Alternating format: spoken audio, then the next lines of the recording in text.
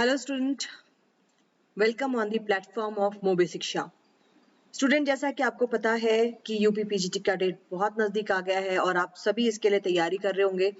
तो मैंने आप सभी स्टूडेंट्स के लिए एक छोटा सा वीडियो तैयार किया है टिप्स एंड ट्रिक्स पर कि आपको इस छोटे से समय के लिए, इन थोड़े समय के लिए, कि आपको क्या पढ़ना चाहिए और क्या चीज़ें हैं जो आपको छोड़ देनी चाहिए। तो स्टूडेंट्स, सबसे पहला जो मैं आपको टिप बताने वाली हूँ वो है कि आपको क्या पढ़ना चाहिए, किस चीज की रिवीजन करनी चाहिए। सबसे पहला मैं आपको बताऊंगी कि क्लोज द बुक। टाइम अब नहीं है कि आप किताबों को पढ़ करके किताबों में आप लगे हो। क्लोज द बुक सबसे पहला जो मैं टिप बोलूंगी, क्लोज द बुक। ठीक है। उसके बाद स्टूडेंट, बुक क्लोज करने के बाद हमें क्या करना चाहिए। तो दूसरा मैं आपको जो टिप एंड ट्रिक बता रही हूँ स्टूडेंट, दूसरा आप जितने भी एमसीक्यू सॉल्व कर रहे हो, एमसीक्यूज को सॉल्व करते रहिए। सभी सब्जेक्ट की एमसीक्यूज को लगातार सॉल्व करते रहिए। जो अभी तक आपने एक बार सेट बना लिया होगा, आई सपोज अगर एक सेट बना लिया है तो दोबारा उस सेट को दोबारा जरूर देखिए। ठीक है। एमसीक्यूज तैयारी करने के बाद जो तीसरा मैं आपको बताने वाली हूँ वो है अर्थशास्त्र से जुड़ी समसामयिकी, करंट अफेयर। देखो, मैं हमेशा बोलती हूँ स्टूडेंट कि समसामयिकी के सवालों को आप अर्थशास्त्र के सवालों से अलग नहीं कर सकते। इंडियन इकोनॉमी के क्वेश्चंस आपको करंट अफेयर के क्वेश्चंस की तरह ही होते हैं, क्योंकि इकोनॉमिक्स बदलती रहती है। तो मैं आपको कुछ ऐसे पोर्शंस बताऊंगी स्टूडेंट जो कि आपको ध्यान देना बहुत ही जरूरी है। तो इसका नाम हम रखते हैं current affair of economy. Current affair of economy पर ध्यान देने के लिए आपको जो टॉपिक्स हैं वो मैं आपको पहले बता दूं। पहला टॉपिक जो आपको ध्यान देना है करंट अफेयर पर वो है स्टूडेंट हमारी मॉनेटरी पॉलिसी। मॉनेटरी पॉलिसी काफी ज्यादा इंपॉर्टेंट है, क्योंकि मॉनेटरी पॉलिसी से रिलेटेड सवाल ज्यादा आते हैं। मॉनेटरी पॉलिसी में आपको पता है कि जो मौद्रिक नीति समिति है वो बदल चुकी है। तो मौद्रिक नीति समिति के नए सदस्य कौन है? पहले तो आपको मेंबर्स पर ध्यान देना है कि भाई मेंबर्स कौन कौन है अभी मौद्रिक नीति समिति के। दूसरा आपको क्या पॉइंट है स्टूडेंट ध्यान देने का, वो ये है कि कोविड-19 के टाइम में मौद्रिक नीति समिति में कुल कितनी बैठकें हुई और इन बैठकों का मेन एजेंडा क्या था। इसमें जितने भी दर है, रेपो दर, रिवर्स रेपो दर, बैंक दर, सब में कितना परिवर्तन किया गया। तो इस पर आपको ध्यान दे देना है। कोविड-19 के दौरान प्रत्येक दरों में कितना परिवर्तन किया गया, ये आपके लिए इंपॉर्टेंट हो जाता है। इसके अलावा स्टूडेंट, मॉनेटरी में मैं आपको ये बताना चाहूंगी, मनी एंड बैंकिंग में, कि जो भी पॉलिसीज आरबीआई के द्वारा लाई गई थी उन सारे पॉलिसीज को आपको ध्यान देना है। जैसे सर, अभी आरबीआई के द्वारा को लेंडिंग मॉडल शुरू किया गया था। को लेंडिंग मॉडल किससे रिलेटेड था स्टूडेंट? को लेंडिंग मॉडल रिलेटेड था एनबीएफसी से। ठीक है। तो ये तो समसामयिकी का पोर्शन हो जाएगा, को लेंडिंग मॉडल, कि बैंक और एनबीएफसी मिलकर के लेंडिंग का काम करेंगी। अब इसमें देखो, आपके लिए स्टैटिक पोर्शन क्या जरूरी हो गया है, तो नॉन बैंकिंग फाइनेंशियल कंपनीज, इसके बारे में जो भी आपने नोट्स बनाए हैं, just go through that notes only. इसकी स्थापना कब हुई, ये है क्या, और को लेंडिंग मॉडल की जो मुख्य बातें हैं उन सबको आप देख लो। मौद्रिक नीति समिति में रेपो दर को घटाया गया तो कितना घटाया गया और कितनी बार घटाया गया, उसके क्या इम्पैक्ट पड़ सकते हैं। ठीक है। तो ये भी आपको याद रखना है, उसके क्या इम्पैक्ट पड़ सकते हैं। इसके अलावा अभी आपने एक घटना सुनी होगी फिस्कल पॉलिसी से रिलेटेड, कि आरबीआई को कहा गया था कि आप कुछ नए नोट छाप करके अर्थव्यवस्था में डालिए। तो मोनेटाइजेशन से रिलेटेड जो भी टॉपिक है उसको आप देख लो। मोनेटाइजेशन ऑफ इकोनॉमी, कितनी बार मोनेटाइजेशन किया गया, मुद्रीकरण कैसे किया जाता है, इससे रिलेटेड पम्प प्राइमिंग क्या होती है ना, जिसको हम कहते हैं समुद्दीपन नीति। तो ये सारी चीजें आपको करंट अफेयर से रिलेटेड है, इनको आपको देखना जरूरी है स्टूडेंट। ये हो गया आपका मॉनेटरी का पोर्शन। उसके बाद आप आ जाओगे स्टूडेंट हमारे इंडियन इकोनॉमी पर। तो इंडियन इकोनॉमी पर जितनी भी रिपोर्ट्स हैं, जैसे आपको यूएनडीपी की रिपोर्ट है या अंकटाड की रिपोर्ट है, ये सारी रिपोर्ट आप जरूर देख लें। अंकटाड की रिपोर्ट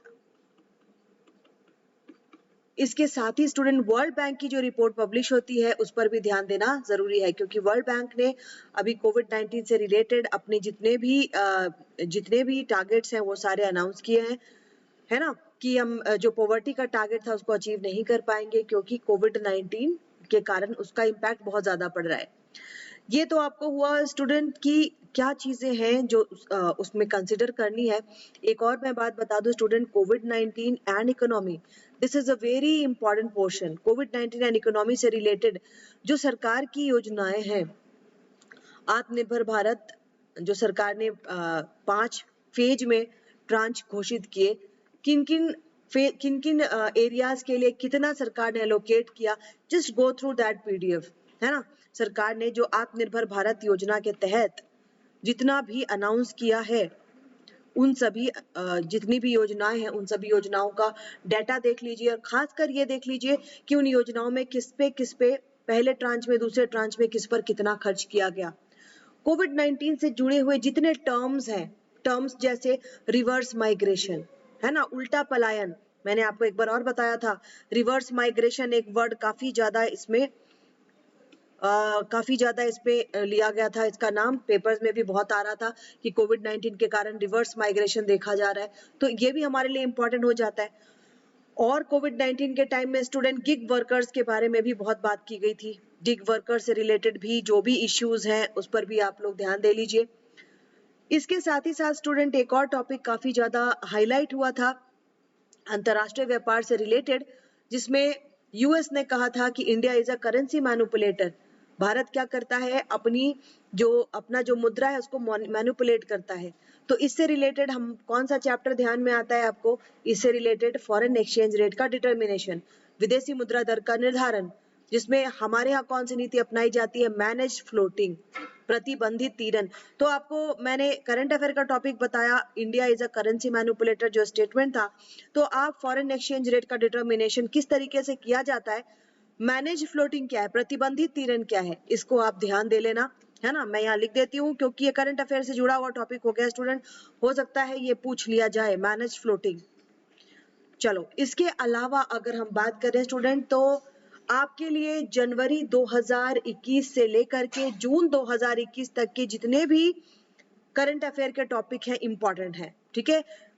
इंपॉर्टेंट जनवरी 2021 से लेकर करके जून 2021 तक का तो कर ही लेना, इससे एक्स्ट्रा कर लो तो वेल एंड गुड, लेकिन इतना तो आपको पूरा तैयार कर लेना है जनवरी 2021 से जून 2021 तक का, क्योंकि ये जो समसमायिकी होती है ये समसमायिकी पूछ ली जाती है।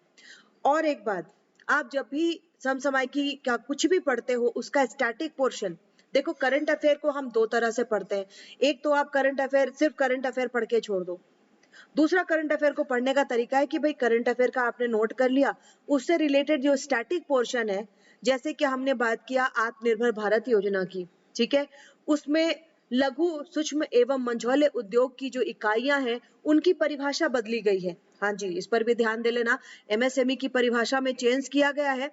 और एक चीज मैं आपको और बता दूं स्टूडेंट, ये जो एमएसएमई की परिभाषा में बदलाव किया गया है, इसके आंकड़े काफी कंफ्यूजिंग आ रहे हैं स्टूडेंट, बहुत सारे स्टूडेंट मेरे पास भेज रहे हैं कि मैम दो तरह के आंकड़े दिख रहे हैं। तो देखो, सरकार के साइट पर जो आत्मनिर्भर भारत का पीडीएफ पड़ा है उसमें जो आंकड़े हैं वो आंकड़े सही हैं, उस आंकड़े को कंसिडर कीजिएगा। गवर्नमेंट साइट पर आत्मनिर्भर भारत योजना का आपको पीडीएफ उपलब्ध है, ठीक है। और मैं कोशिश करूंगी कि आत्मनिर्भर भारत पर मैं आप लोगों के लिए एक क्लास भी लेकर के आ जाऊं, सो दैट यूपी पीजीटी वालों को काफी इसमें मदद मिल जाए। और एमएसएमई की परिभाषा उससे रिलेटेड आप देख लो। साथ ही साथ स्टूडेंट जून 2021 तक के आप जो भी चीजें देखते हो, जैसे मैंने स्टैटिक पोर्शन की बात की, तो एमएसएमई क्या है, कब बना, किन दो मंत्रालयों को मिला करके बना, ये हो जाएगा स्टैटिक पोर्शन। करंट पोर्शन क्या हो गया कि भाई कब बना, है ना। तो ये सारी चीजें आपको देखनी है। दूसरी बात, अब आप बोलोगे कि मैम अब तो समय नहीं है हमारे पास, अब आप हमें बता रहे हो कि अब जनवरी से जून तक का हम करंट अफेयर कहाँ से करें। किसी पत्रिका को मत उठाइएगा स्टूडेंट, एक दिन समय दे लीजिए कि आज मुझे सिर्फ और सिर्फ समसामयिकी की खबरों पर ही देना है, कोई बड़ी बात नहीं है, you can do it. Online आपको मैं इकोनॉमिक्स की बात करूं और इंडियन इकोनॉमी के करंट अफेयर की बात करूं, ठीक है, जनरल करंट अफेयर भी मैं पढ़ाती हूं, लेकिन यहाँ पर मैं अर्थशास्त्र से रिलेटेड करंट अफेयर की बात करूं, तो देखो स्टूडेंट क्या करो, ऑनलाइन बिजनेस स्टैंडर्ड जो पेपर है उपलब्ध है। द हिंदू में पढ़ने की सलाह उनको देती हूँ जो यूपीएससी और स्टेट सर्विसेज की तैयारी कर रहे हो, लेकिन आप लोगों में से जो यूजीसी नेट और जो पीजीटी की तैयारी करते हो वो बिजनेस स्टैंडर्ड, तो बस एक दिन दे लो इसको। जनवरी से लेकर करके जून तक के पेपर उपलब्ध हैं ऑनलाइन, तो उसको देखो। फ्रंट पेज बिजनेस स्टैंडर्ड का फ्रंट पेज की कौन सी न्यूज आई थी, काफी काफी मायने रखती है। बिजनेस स्टैंडर्ड के फर्स्ट पेज पर जो आर्थिक न्यूज आता है वो सबसे इंपॉर्टेंट होता है। उस न्यूज को देख करके फटाफट उसका स्टैटिक पोर्शन बनाना शुरू करो। स्टैटिक पोर्शन क्या हुआ, जैसे मैंने बोला कि भाई आत्मनिर्भर भारत में एमएसएमई की परिभाषा बदली गई, तो आपके लिए करंट अफेयर क्या हो गया कि क्या नई परिभाषा आई है, और स्टैटिक पोर्शन क्या हो गया कि एमएसएमई क्या है, एमएसएमई कब बना, एमएसएमई किन मंत्रालयों को मिला करके बना, ठीक है। तो इस तरीके से आपको एक अपना एक दिन में पूरा करंट अफेयर आप देखोगे कि आपके हाथ में आ जाएगा, आपको अपने आप में बहुत कॉन्फिडेंस मिलेगा। तो इसको कर लेना, किसी भी एक दिन बैठ करके न्यूज पेपर, आज मैं सिर्फ न्यूज़पेपर गो थ्रू। इससे क्या होता है स्टूडेंट, अगर आप क्या करोगे अभी हड़बड़ाहट में कि भाई मैं किसी एक डाइजेस्ट को उठा करके मैं सारा देख लूं, तो उसमें बड़ी प्रॉब्लम होती है। प्रॉब्लम क्या होती है स्टूडेंट कि उसमें आपको बिल्कुल बिंदु बिंदु बार सवाल पढ़ने पड़ते हैं, और वो बिंदु बार सवाल आप भूल सकते हो, है ना, आप भूल सकते हो। लेकिन अगर आपने न्यूज़पेपर को गो थ्रू किया, लास्ट मोमेंट में भी अगर आपने सिर्फ फ्रंट पेज को गो थ्रू किया, तो बहुत सारी चीजें आपके ब्रेन में प्रिंट हो जाती है। एक दिन भी काफी होता है। आप एक दिन बैठ करके अगर जनवरी टू जून का पेपर देख जाओ तो बहुत सारी चीजें क्लियर हो जाएंगी, क्योंकि देखो एग्जाम में एक एक नंबर के लिए काफी आगे पीछे एक एक नंबर के लिए रुक रह जाते हैं, तो वो एक नंबर भी नहीं छूटना चाहिए। दो चीजों की तैयारी हो जाएगी आपकी, समसामयिकी की भी हो जाएगी और साथ ही साथ किसकी हो जाएगी, अर्थशास्त्र की तैयारी हो जाएगी, भारतीय अर्थव्यवस्था की तैयारी हो जाएगी, और तीन चीजें कवर होंगी, समसामयिकी, दूसरा भारतीय अर्थव्यवस्था, और तीसरा मॉनेटरी इकोनॉमिक्स की भी तैयारी हो जाएगी, क्योंकि अभी बहुत सारे चेंजेस आए थे, जो सारे चेंजेस आपको न्यूज़पेपर में मिल जाएंगे। तो मैंने पहला टिप आपको क्या बताया student, go through the newspaper. एक दिन बैठ जाओ कि भाई जनवरी टू जून तक का एनी हाउ मुझे बस फ्रंट पेज देखना है, फ्रंट पेज क्या था, दैट्स इट। बाकी जितना भी आपने पढ़ा है, जितने पेपर्स पढ़े हैं, उसका एमसीक्यू करते जाओ, एमसीक्यू बनाते जाओ, और आप देखोगे कि भाई ऑलमोस्ट आपको आते हैं। अब मैं बात करती हूँ अर्थशास्त्र के पेपर की।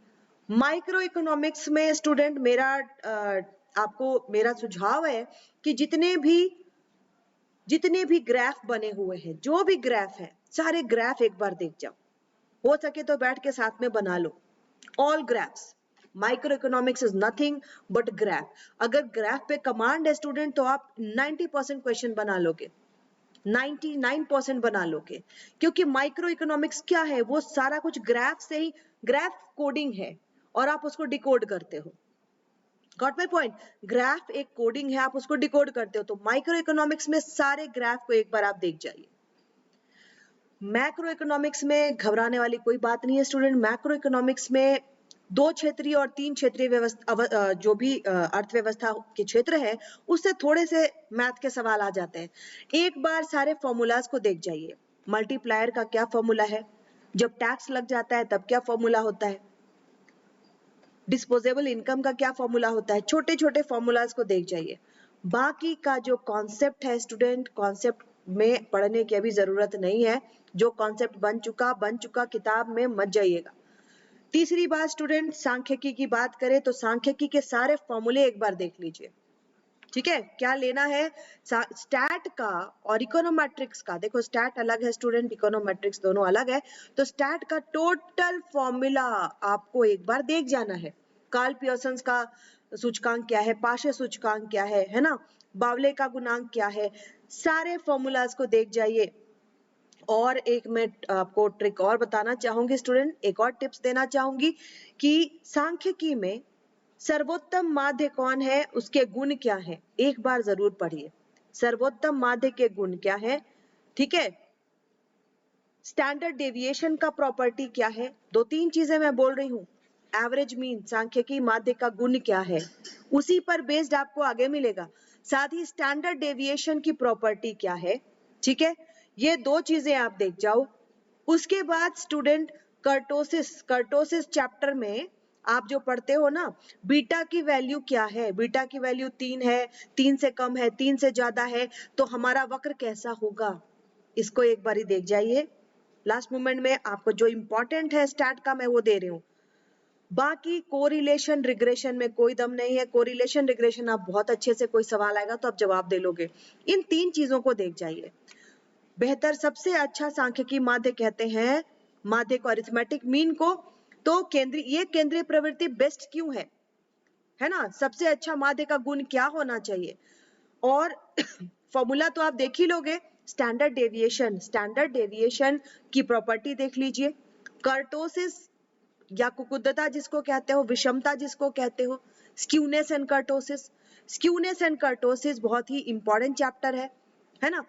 स्क्यूनेस कब होता है, अगर arithmetic mean median mode centre में आ जाए तो भाई सममित है, नहीं तो असममित है। तो इसको देख जाइए, बीटा का वैल्यू क्या होता है, उसके अनुसार कुकुद्धता कैसी होनी चाहिए, ये हम देख लेंगे। प्रतीप गमन और सहसंबंध में मत पढ़िए अभी, उसमें बस फॉर्मूला तक देख लीजिए। प्रोबेबिलिटी डिटेल मत पढ़ना।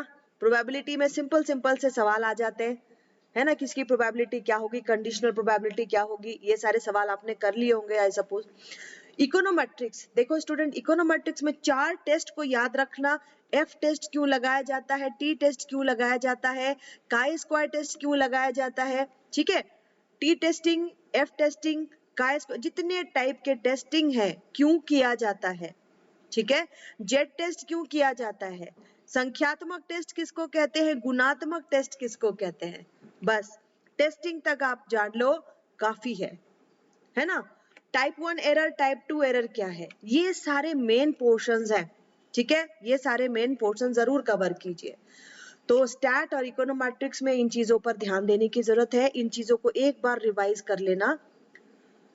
और जितने भी सब्जेक्ट है स्टूडेंट, अभी मैं सारे सब्जेक्ट की बात करूं, मैंने माइक्रो बता दिया, मैक्रो बता दिया, स्टैट बता दिया, इकोनोमेट्रिक्स के इंपॉर्टेंट पोर्शंस बता दिए। अब हम बात करें मॉनेटरी इकोनॉमिक्स की। मॉनेटरी इकोनॉमिक्स में सबसे पहले मौद्रिक नीति से रिलेटेड जितने भी एमसीक्यूज आप कर सकते हो कर लो, इंपॉर्टेंट होता है वो। और उसके साथ ही साथ आईएसएलएम कर्व जो है स्टूडेंट इंपॉर्टेंट है। आईएसएलएम कर्व राइट मूव करता है, लेफ्ट मूव करता है, तो उसका क्या परिणाम होता है, ठीक है। इसके बाद आप आ जाओ पब्लिक फाइनेंस पर। पब्लिक फाइनेंस में स्टूडेंट मिस मत करना, जो बजट आया था, बजट को जो उसके मुख्य पॉइंट हैं जरूर कीजिए। साथ ही आर्थिक सर्वेक्षण में किस क्षेत्र के लिए क्या कहा गया है, इसको जरूर कीजिए। जीडीपी हमारा कितना है, ग्रोथ रेट हमारी कैसी रही, कोविड-19 के दौरान जो वी शेप रिकवरी की बात की गई थी, उसकी खोज किसने की थी, ये भी एक सवाल बनता है स्टूडेंट, आपने पता नहीं ध्यान दिया है या नहीं। वी शेप रिकवरी की जो बात की गई, ये किसका कॉन्सेप्ट था, वी शेप रिकवरी के बारे में जानिए। वी शेप रिकवरी में क्यों कहा गया, वी शेप रिकवरी का अर्थ क्या था, है ना, हमारे आर्थिक सर्वेक्षण में कहा गया है वी शेप रिकवरी हुई, तो वी शेप रिकवरी क्या है। इसके साथ ही साथ स्टूडेंट अर्थव्यवस्था में जो भी चेंजेस हुए हैं कोविड-19 के दौरान, उसको देखिए। हमारी इकोनॉमी लिक्विडिटी ट्रैप में जा रही थी, टेक्निकल रिसेशन की बात की गई है ना, तकनीकी रूप से हम मंदी में आ गए, ये सारे वर्ड्स आप ध्यान दो। टेक्निकल रिसेशन क्या है, ठीक है, टेक्निकल रिसेशन क्यों कहा गया, स्टैगफ्लेशन की स्थिति क्यों कही गई, ये सारी चीजें जनवरी से लेकर के जून तक में पूरे न्यूज़पेपर में आपको मिलेंगी। Just go through the newspaper, ठीक है स्टूडेंट। तो ये सारी चीजें, हाँ, यस बैंक का जो मुद्दा चल रहा था, तो कैपिटल एडिक्वेसी रेशियो क्या है, पूंजी पर्याप्तता अनुपात क्या है, पूंजी पर्याप्तता अनुपात को मापने के कितने तरीके हैं, tier 1 capital, tier 2 capital, tier 3 capital क्या है ना, क्योंकि ये सारी चीजें अभी काफी ज्यादा चर्चा में रही थी। Tier 1 capital, tier 2 capital, tier 3 capital क्या है, पूंजी पर्याप्तता अनुपात क्या है, किन किन बैंकों के बारे में सरकार का क्या कहना है, सिस्टमैटिकली इंपॉर्टेंट बैंक कौन से हैं। देखो कितने सारे सवाल हैं, आई होप आप लोगों ने इन सारे सवालों को ध्यान दिया होगा, है ना। सिस्टमैटिकली इंपॉर्टेंट बैंक वो बैंक है जिनको सरकार ने कहा था ये नहीं डूबने चाहिए, कोई भी बैंक डूब जाए ये नहीं डूबने चाहिए। एनपीए क्या है, बैंकों से रिलेटेड एनपीए क्या है, नॉन परफॉर्मिंग एसेट्स क्या है, इन सारे पॉइंट्स को आपको ध्यान दे देना है स्टूडेंट्स। चलिए अब हम बात करते हैं अंतरराष्ट्रीय व्यापार की। तो अंतरराष्ट्रीय व्यापार में अंकटैड का जो रिपोर्ट आया है, सबसे ज्यादा एफडीआई कहाँ का है ये आप देख लीजिए। उसके अलावा India is a currency manipulator, ये वर्ड कहा गया था यूएस के द्वारा। तो ये क्यों कहा गया था, हमारे यहाँ विदेशी विनिमय दर का निर्धारण कैसे होता है, ये भी आपके लिए इंपॉर्टेंट है। इसके अलावा स्टूडेंट आप बीओपी चैप्टर देख लो, फॉरेन एक्सचेंज रेट डिटर्मिनेशन देख लो, और अंतरराष्ट्रीय व्यापार के जितने भी सिद्धांत हैं, किसका सिद्धांत है और उसने क्या कहा, मिलान करने के लिए बहुत आता है, ठीक है, मिलान करने के लिए बहुत ज्यादा आता है, तो इसको आप देख लो। और तो स्टूडेंट बस मैं यही कहूंगी कि आप 11th आवर में कोई भी नया चैप्टर मत शुरू कीजिए, गो थ्रू द एमसीक्यू, सारे एमसीक्यूज पूरे कीजिए स्टूडेंट, और इसके साथ ही साथ समसामयिकी की खबरों पर और अर्थव्यवस्था की जो समसामयिकी है दोनों को करने की कोशिश कीजिए। And all the best student. किसी भी तरीके की आपको थोड़ी सी भी डाउट होती है कि मैंने ये नहीं पढ़ा, तो जरूर पढ़िए।